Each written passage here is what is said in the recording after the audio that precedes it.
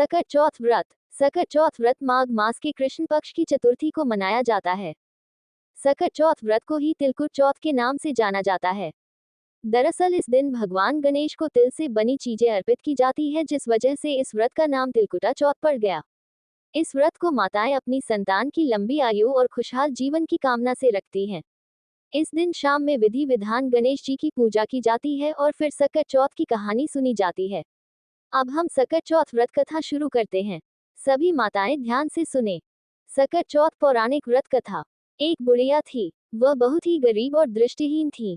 उसके एक बेटा और बहू थे। वह बुढ़िया सदैव गणेश जी की पूजा किया करती थी। एक दिन गणेश जी प्रकट होकर उस बुढ़िया से बोले, बुढ़िया माँ, तू जो चाहे सो मांग ले।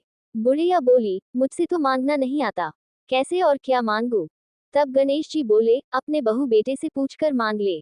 तब बुढ़िया ने अपने बेटे से कहा, गणेश जी कहते हैं तू कुछ मांग ले, बता मैं क्या मांगू।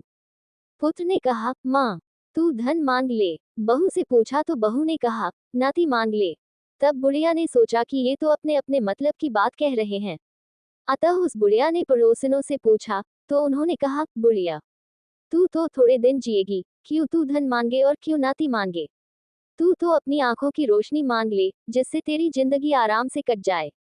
इस पर बुढ़िया बोली, यदि आप प्रसन्न हैं तो मुझे 9 करोड़ की माया दे, निरोगी काया दे, अमर सुहाग दे, आंखों की रोशनी दे, नाती दे, पोता दे और सब परिवार को सुख दे और अंत में मोक्ष दे। ये सुनकर तब गणेश जी बोले, बुढ़िया माँ, तुमने तो हमें ठग लिया। फिर भी जो तूने मांगा है वचन के अनुसार सब तुझे मिलेगा। और यह कहकर गणेश जी अंतर्धान हो गए।